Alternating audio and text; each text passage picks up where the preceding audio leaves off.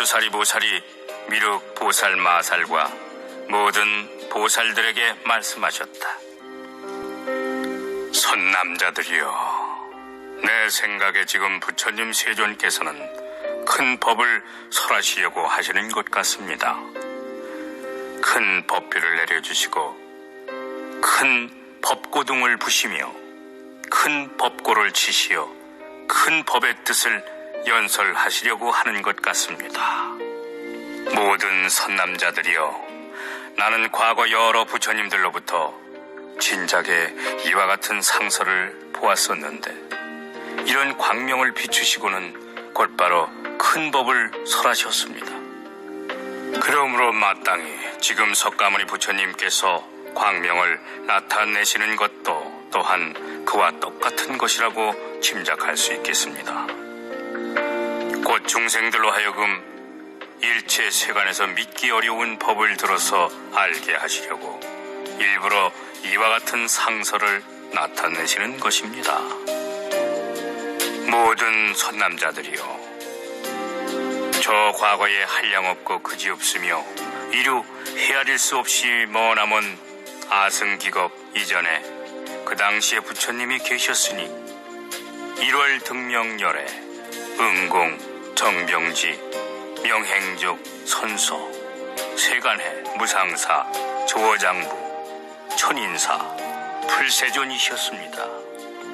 그 부처님께서 정법을 연설하셨는데 처음에도 잘하셨지만 중간에도 잘하셨고 나중에도 잘 연설하셨습니다.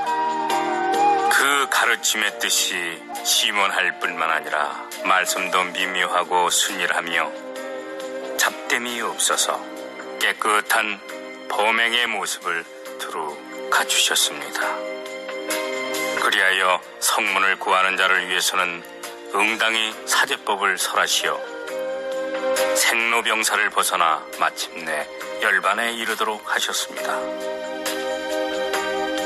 벽지부를 구하는 자를 위해서는 12인연법을 설하셨으며 모든 보살들을 위해서는 육바라미를 설하시어 안욕따라 삼약삼보리를 증득하여 일체 종지를 이루도록 하셨습니다.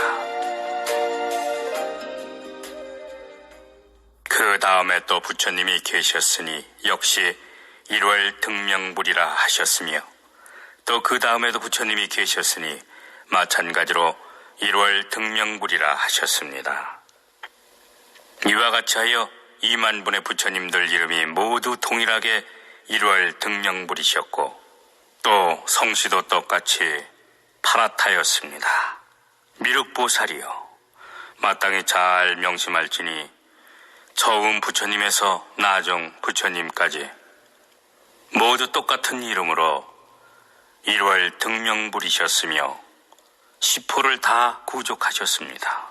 그리고 법을 연설함에 있어서도 처음이나 중간이나 나중이나 전부 잘 연설하셨습니다. 그 맨 나중 부처님께서 아직 출가하지 않으셨을 때에 8명의 왕자를 두셨는데 첫째 왕자 이름은 유이요, 둘째 왕자 이름은 선이었습니다. 셋째 왕자 이름은 무량의요, 넷째 왕자 이름은 보이요, 다섯째 왕자 이름은 증의요, 여섯째 왕자 이름은 제의의요, 일곱째 왕자 이름은 향의요, 여덟째 왕자 이름은 법의였습니다. 그 8명의 왕자들은 위엄이 넘치고 덕이 자제하여 제각기 4천하를 당당히 다스리고 있었습니다. 그런데 그 모든 왕자들이 부왕께서 출가하시어 안욕따라 삼약삼보리를 얻으셨다는 말을 듣고는 모두 왕위를 버리고 아버지를 따라 출가하였습니다.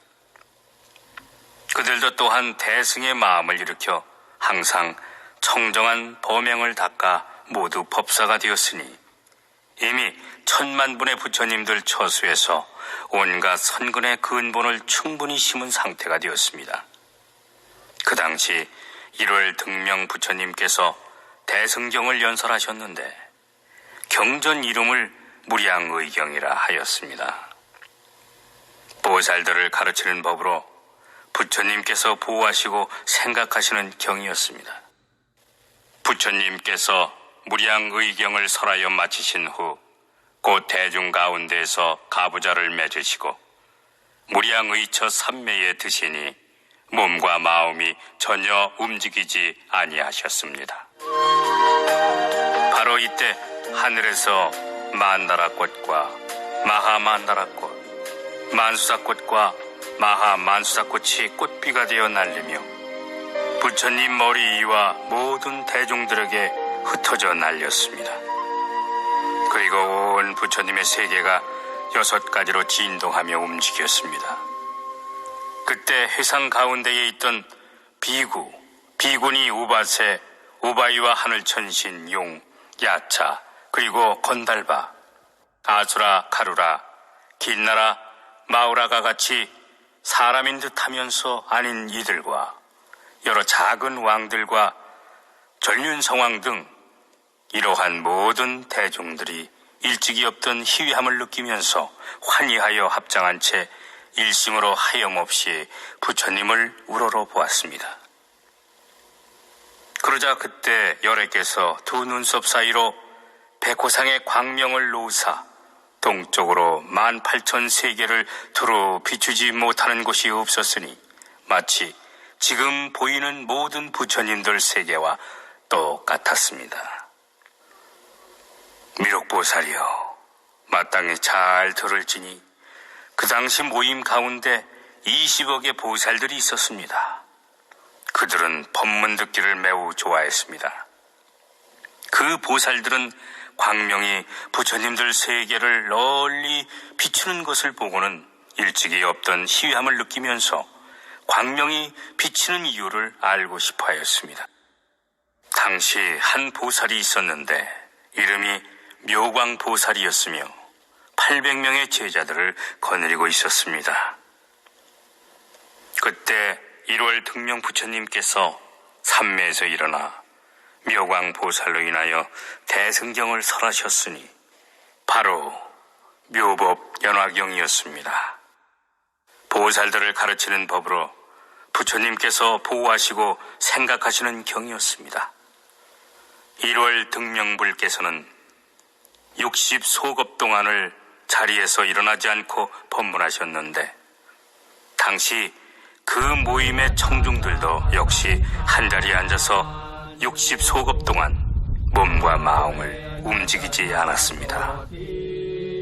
말하자면 부처님의 가르침을 듣는 시간을 밥 먹는 순간처럼 짧게 여겨서 대중 가운데 단 한 사람도 몸이나 마음으로 지루하게 여기니가 없었습니다. 1월 등명 부처님께서는 60소급 동안 묘법 연화경을 다 연설하시고 나자 곧 범천왕, 마왕, 사문, 바라문, 하늘천신, 사람, 아수라 등 여러 대중들 가운데에서 이렇게 선언하셨습니다. 열애는 오늘 밤중에 무여열반에 들리라. 그때의 이름을 덕장이라 부르는 한 보살이 있었는데 1월 등명 부처님께서 그 보살에게 수기를 주시며 모든 비구들에게 말씀하셨습니다. 이 덕장보살은 다음에 반드시 부처가 되리니 부처님 이름은 정신, 다타아가도, 열애, 아라하, 응공, 삼막삼불타, 정변지이리라. 1월 등명 부처님께서는 덕장보살에게 수기를 주신 다음 곧 한밤중에 무여열반에 드셨습니다. 부처님께서 열반하신 후에 묘광보살은 묘법 연화경을 가지고 80소급이 다하도록 사람들을 위하여 연설하였습니다. 1월 등명 부처님의 8왕자들도 모두 묘광보살을 스승으로 섬겼습니다. 그래서 묘광보살은 그들을 교화하여 안욕따라 삼약 삼보리를 더욱 견고히 닦도록 하였습니다. 그 왕자들은 한량없는 백천만억의 부처님들께 공양하고 나서 모두 불도를 이루었는데 그 치후에 성불하신 부처님의 이름이 연등불이셨습니다. 그리고 묘광보살의 제자 800명 가운데 또 한 사람이 있었으니 구명이라 부르는 제자였습니다. 이익과 명예만을 탐내고 집착하여 비록 여러 경전을 읽고 외우더라도 뜻을 깨닫지 못하고 금방 잊어버리는 수가 많았습니다. 그래서 명리만 구한다는 뜻으로 구명이라 불렸던 것입니다. 그렇지만 그 사람도 또한 여러 가지 선근을 심은 인연이 있었기 때문에 한량없는 백천만억의 여러 부처님들을 만나 뵈었고 공양 드렸으며 공경이 존중하였고 찬탄 드릴 수가 있었습니다.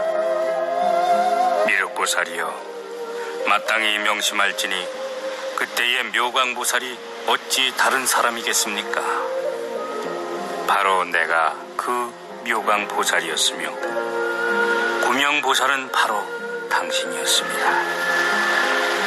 이제 이 상소를 보아하건대 그때와 조금도 다름이 없소이다.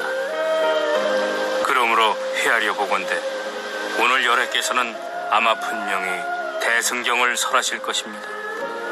즉 이름을 묘법연화경이라 부르며 보살들을 가르치는 법으로 부처님께서 보호하시고 생각하시는 경을 연설하실 것입니다.